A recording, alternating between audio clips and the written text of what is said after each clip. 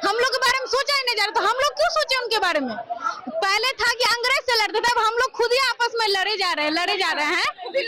वही ना, सरकार से ही लड़ रहे हैं तो खुद ही ना हुए, अपने ही ना हुए। जो संविधान ने हमको अधिकार दिया, हमको शोषित होने के लिए, शोषित होने के, आजाद भारत में शोषित होने अधिकार से नीतीश कुमार क्योंकि हम लोग का बिहार के डिजिटल बनाने में हम लोग का योगदान है। जब हम बिहार के मूल कर्मी हैं, पूरी व्यवस्था को हम चलाते हैं, पूरी व्यवस्था के यहाँ तक वेतन जो भुगतान होता है कर्मी की, रेगुलर कर्मी की, वो भी हम ही करते हैं। महिलाओं की कोई सम्मान नहीं है, जबकि हम लोग पूरे बिहार का काम करते हैं। डिजिटल काम जो होता है वो डेटा ऑपरेटर के थ्रू किया जाता है, फिर भी हम लोग को कुछ भी बोल दिया जाता है। अगला चुनाव में नीतीश कुमार को नहीं लाएंगे, बिल कोई नहीं देने वाला, इसमें से कोई भी नहीं देने वाला है। नीतीश कुमार के नहीं लाने वाले हैं।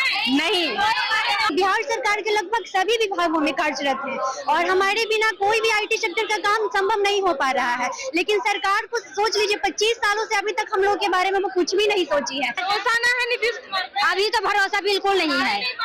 क्या किया 25 साल से हम लोग ऐसे लगे हैं। जो कर्मचारी होता है अंदर का, हमारे ही विभाग में हम लोग को भेदभाव किया जाता है। कहा जाता है कि जा बढ़िया से काम नहीं करोगे तो हटा देंगे, जबकि हमारे ही विभाग से काम नहीं करते, हम लोग अच्छा से करते हैं, फिर भी उन लोग को धमकी दिया जाता है, दबा के रखा जाता है। शोषण हो रहा है। हाँ, शोषण विभाग में भी होता है, डराया जाता है कि हम आप लोग को भेज देंगे सर्विस प्रोवाइडर के पास। सरकार भी कुछ नहीं इस पर रिस्पॉन्स लेती, नहीं, इस पे कुछ नहीं सरकार करती। नमस्कार, बहुत स्वागत है आपका लाइव बिहार में। मैं आपके साथ रूपम।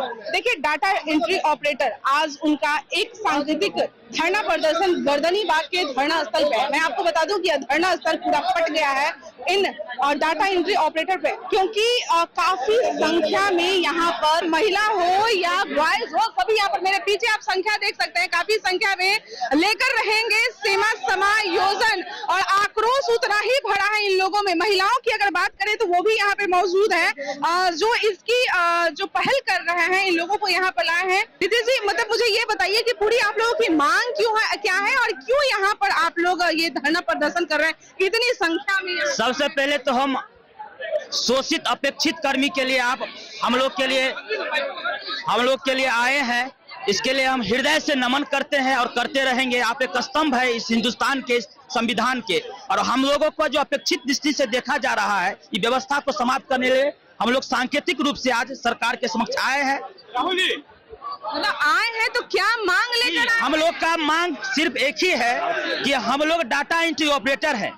1997 ईस्वी से हम लोग पूरे बिहार में विभिन्न कार्यालयों में, यानी कि पूरे कार्यालय में, मुख्य सचिवालय से लेकर मुख्यमंत्री के कार्यालय से लेकर के क्षेत्रीय कार्यालय तक हम कर्मी हैं। आज जो बिहार डिजिटल कह रही है उसका मुख्य जो है हम लोग हैं, क्योंकि हम लोग आज एलआरसी में ग्रेडिंग का सिस्टम रहा कि कौन जिला कितना अच्छे रैंक पर आते हैं, उसको करने वाले कौन है? हमारे डाटा एंट्री ऑपरेटर है। डीटीओ का काम होता है, एक दिन बंद हो जाएगा, डीटीओ नहीं चलेगा। कोषागार, ट्रेजरी का ऐसा व्यवस्था है कि सारी व्यवस्थाओं का भुगतान जो है वही होता है, और वो व्यवस्था के लेके वहाँ लोग आते हैं, और वहाँ पर लोगों का एक आउटसोर्सिंग कर्मी का मिलता है। जो एक रेगुलर जीपीएफ कर्मी है उनको आउटसोर्सिंग कर्मी देखरेख करते हैं। ये कितना दुर्भाग्य है, जब हम इस व्यवस्था के मूल है। सरकार ने भी माना है कि ये जो डाटा एंट्री ऑपरेटर है, ये टंकन की कार बिल्कुल खत्म हो गई है, और इसको समाप्त करने के लिए इनको रखना बिल्कुल जरूरी है। तो बेल्ट्रॉन एक व्यवस्था बनाई, बेल्ट्रॉन भी एक पार्टी रख दिया। ईस्ट इंडिया कंपनी बिहार में चल रही है मैम। हम लोग बेल्ट्रॉन के द्वारा जो फॉर्म होता है, एडवर्टाइजमेंट मिलता है, उसके आधार पर हम लोग उसमें अप्लाई करते हैं। 1050 रुपया की चालान होती है, उसको फिलअप करते हैं, एडमिट कार्ड वहां से जनरेट होती है। उसके बाद हम लोग परीक्षा पास करते हैं, सीबीटी परीक्षा, जो टीसीएस जैसी कंपनी ले रही है, जो वर्तमान में रेगुलर जितने कर्मचारी उनका भी एग्जाम वही लेते हैं, और उससे हम लोग पास होते हैं। उस पर जिला में जब हमारी नियुक्ति होती है या कहीं विभाग में, तो आरक्षण रोस्टर के पालन करते हुए जो 100% आरक्षण उसके पालन करके हमारी बहाली होती है, और वो सारी मूल व्यवस्था में हम लोग हैं। फिर भी हम लोग कहाँ हो गया, दिक्कत कहाँ हो गया? ये जो बेल्ट्रॉन है, जो एजेंसी के रूप में दे दिया है, ये है ये एजेंसी के रूप में। देखिए मैम, हम लोग ये सांकेतिक, इतने लोगों में उत्साह है। ये व्यवस्था देखिए, ये व्यवस्था कब उजागर हुई मैम? ये अपने मांग करने के लिए हम लोग नहीं आए हैं।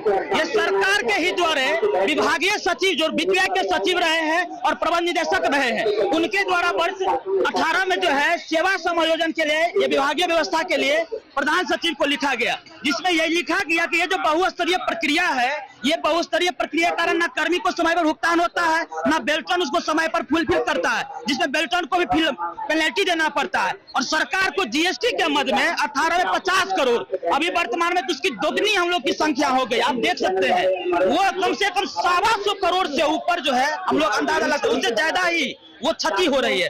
इस सारी व्यवस्था को समाप्त करने के लिए हम लोग को विभागीय स्तर पर भुगतान करे, क्यों ना हम लोग शोषित क्यों हो रहे हैं। वर्ष 18 में मुख्य सचिव हम लोग के लिए गठित हुई कि संविदा संपन्न कर्मी के लिए एक टीम बने, और जिसमें हम लोगों का ही विषय आया, लेकिन उसमें भी हम लोगों को क्या किया गया कि आउटसोर्सिंग है इसलिए साइड कर दिया गया। उसकी अवधि विस्तार होती रही लेकिन कुछ रिजल्ट नहीं आया हम लोग को, और सरकार ने ठग रहा है। ये ईस्ट इंडिया कंपनी हम लोग को खून चूस रहा है। सारी वेतन मिलती है हमको, ये जीएसटी, ये सारी पैसा व्यवस्था हमारा घोटाला कर जाता है।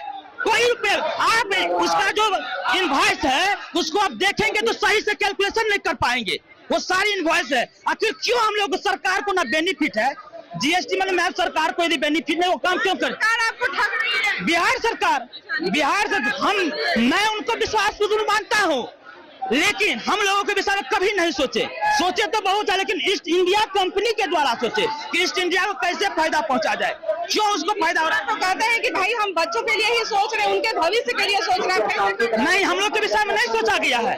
हम लोग के विषय में ये आउटसोर्सिंग के लिए वर्ष 18 में स्पष्ट तौर पर कहा गया। हम लोग तो प्लेटफॉर्म पर नौकरी करने वाले से बदतर स्थिति में है, जो हम बिहार के कर्मी है, जो बिहार की व्यवस्था का नींव है, के लिए यहाँ पे आए हैं। सरकार नहीं विभागीय स्तर पर एजेंसी को समाप्त करें, जो हमारे राहुल सिंह सरकार दे थे। सरकार नहीं सुनेगी, चुनाव भी आ रहा है। सांकेतिक है, हमने अपने पत्र जारी किया था कि भैया जो इमरजेंसी कार्य है, जैसे कारा विभाग है, जैसे पुलिस टीसीएस में है, ऐसे कई इमरजेंसी विभाग है जहाँ 24 घंटा ड्यूटी होता है, वो भी करते हैं हम ही लोग। जेल में जाते कितना कैदी आया उसका कैलकुलेशन हम ही लोग करते हैं।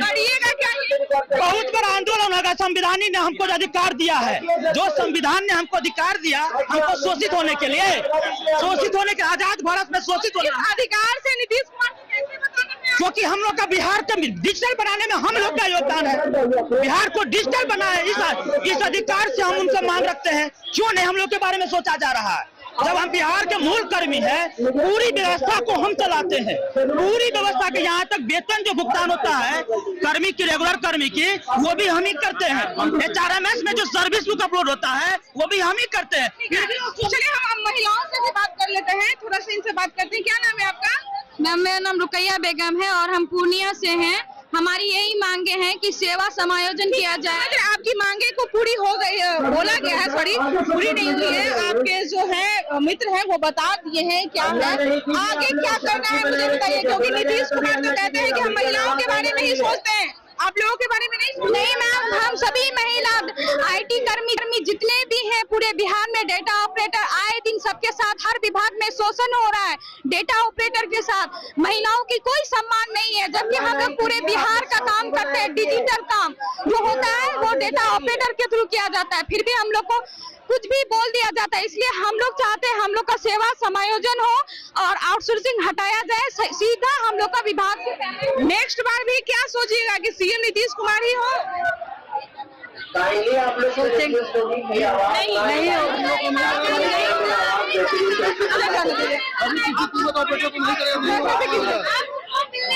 ये हटाइए, बैग हटाइए, अंदर आने दीजिए। क्या चाह रही है, मतलब नेक्स्ट बार उनको मिलने वाला ही नहीं है। क्यों नहीं मिलने वाला है? जब वो हमारे बारे में नहीं सोचे तो